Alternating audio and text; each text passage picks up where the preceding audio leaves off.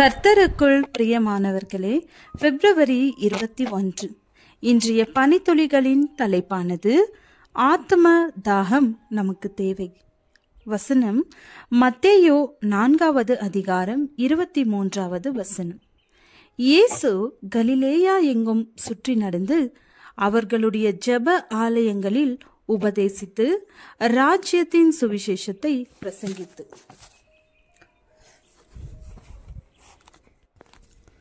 போலாந்தின் 2வது பெரிய நகரத்தில் உள்ள ஒரு சதுக்கத்திற்கு மைக்கேல் பெலினா செக்கவங்கி எனும் ஓர் அட்வென்டிஸ்ட் பெயர் சூட்டப்பட்டுள்ளது. போலாந்தின் அந்நகரத்தில் நம் திருச்சபை ஆரம்பிக்கப்பட்டு 100 வருடங்களானதை கொண்டாடும் வகையில் அந்த அட்வென்டிஸ்டின் பெயர் சூட்டப்பட்டது. அவர் ஐரோப்பாவிற்கு சென்ற முதல் செவன்த் டே அட்வென்டிஸ்ட் நற்செய்தியாளர் கிரகவ் எனும் இடத்திற்கு அருகே கிபி 1818 பிறந்த செக்கவங்கி அமெரிக்காவிற்கு குடிபெயர்ந்து சென்ற பிறகு அட்வென்டிஸ்டாக மாறினார். தன் சொந்த முயற்சினால் கிபி 1864 ஆண்டு ஐரோப்பாவிற்கு திரும்பினார். அவரே ஐரோப்பாவிற்கு சென்று அதிகாரப்பூர்வ முதல் அட்வென்டிஸ்ட் ஊழியர். இந்த செய்தி அட்வென்டிஸ்ட் உலகம் என்ற பத்திரிகையிலிருந்து எடுக்கப்பட்டது. அட்வென்டிஸ்ட் செய்தியை ஐரோப்பாவிற்கு எடுத்து சென்றதற்காக அவருக்கு ஓர் அங்கீகாரம் இப்போது வழங்கப்பட்டுள்ளது.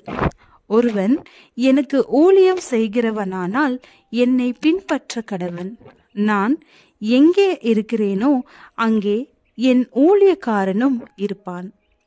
ஒருவன் எனக்கு ஊழியம் செய்தால் அவனை பிதாவானவர் கனம் பண்ணுவார். ஆண்டவரின் பணியை செய்கிற எவரும் கனப்படுத்தப்படுவார்கள். ஒருவேளை எல்லோருக்கும் இது மாதிரியான வகையில் கனப்படுத்தப்படாமல் போகலாம். ஆனால் எல்லோரையும் தேவன் கனப்படுத்துவார். ஒரு சமயம் பேதுரு ஆண்டவரை நோக்கி, நாங்கள் எல்லாவற்றையும் விட்டு உம்மை பின்பற்றுகிறோமே என்றான். அதற்கு இயேசு, தேவனுடைய ராஜ்யத்தின் நிமித்தம் வீட்டையாவது, பெற்றோரையாவது, சகோதரையாவது, மனைவியாவது, பிள்ளைகளையாவது விட்டுவிட்ட எவரும் இம்மையிலே அதிகமானவைகளையும் மறுமையிலே நித்திய ஜீவனையும் அடையாமல் போவதில்லை என்று மெய்யாகவே உங்களுக்கு சொல்லுகிறேன் என்றார். ஆண்டவரை பின்பற்றி அவருடைய ஊழியத்தை செய்யும் எவருடைய பிரயாசத்திற்கும் தேவன் பலன் கொடுக்காமல் விடுவதில்லை.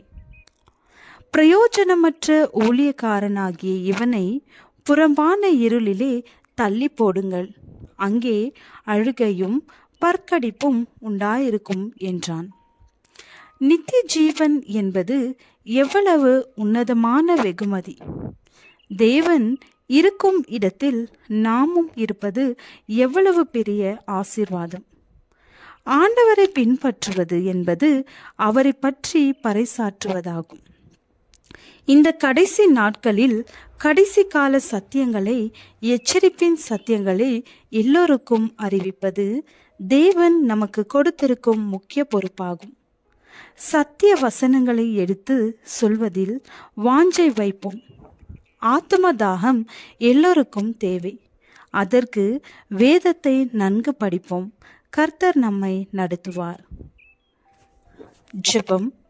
நாங்கள் துரிதமாய் உம்முடைய ஊழியத்தை செய்யவும் அநேகரை ஆதாயப்படுத்தவும் உதவி அருளும். ஆமேன்.